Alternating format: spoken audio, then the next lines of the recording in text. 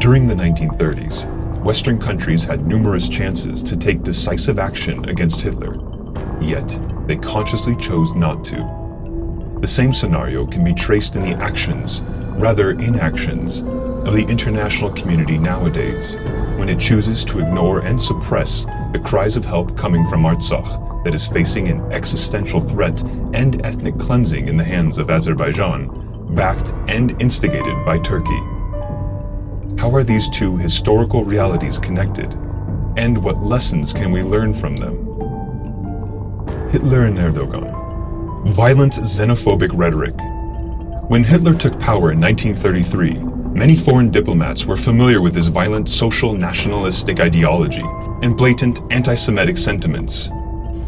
On top of constant denial of the 1915 Armenian Genocide, oppressions and shunning of ethnic Armenians in Turkey, Turkish President Recep Tayyip Erdogan and the whole political oligarchy has adopted an Armenophobic stance. Turkish media and state promote and disseminate an overtly anti-Armenian discourse. This being said, Turkey is in the talks of joining the EU, and all those grossly xenophobic statements and actions have not affected the situation whatsoever. Another thing Turkey and 30s Germany also have in common are the radical, fascist groups operating within their society. The Grey Wolves is a Turkish far-right organization, commonly described as ultranationalist and neo-fascist, that has been involved in numerous anti-Armenian incidents, including Armenophobic protests, harassment, and homicide. Violation of treaties and territorial integrity of neighboring countries. The Treaty of Versailles, signed after World War I, forbade Germany from developing an offensive military. In 1935, Hitler revealed that Germany had developed an air force and was expanding its army, both major violations of Versailles. Given the early stage of Germany's military preparations, Western pressure could have easily neutralized the military threat. Turkey has been leading an expansionist, neo-Ottomanistic policy in the Eastern Mediterranean, Greece and North Cyprus, and Libya. The war crimes of Erdogan, the Turkish assault on the Kurds in northern Syria, have now been documented by the UN. Now, after many years of interference, the Turkish state has ignited the Azerbaijani aggression towards Artsakh.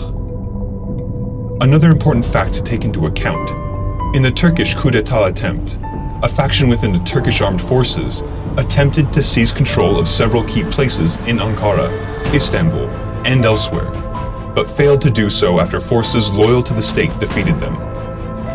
Erosion of secularism, elimination of democratic rule, disregard for human rights, and Turkey's loss of credibility in the international arena were the reasons for this coup. Over 3,000 people were killed, 2,100 were injured, and at least 40,000 detained.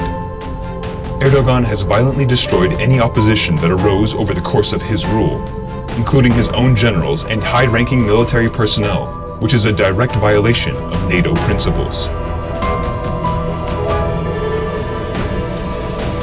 Appeasement.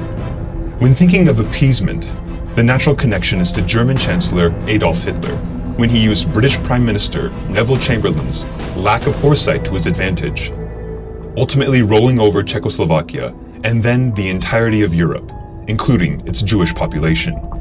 Although the Hitler correlation occurs during the Second World War, the comparison applies today. The West has allowed Turkey to get away with murder for nearly a century. For instance, in 1974, when Turkey invaded Cyprus, ostensibly to protect Turks on the Grecian island, to this day, Turkey illegally occupies Cyprus's northern third. It's no secret that Turkey was a covert supplier of sarin gas to Syrian rebels, including Al-Qaeda terrorists, beginning as early as 2012. Turkey continues to be a driving force in the destruction of Syria. Another pass given to Turkey, another gift of appeasement. The appeasement of Turkey coincides with Erdogan's grip on power. From 2003 onward, he has expanded his military, jailed journalists, and rolled back the rights of women and minorities.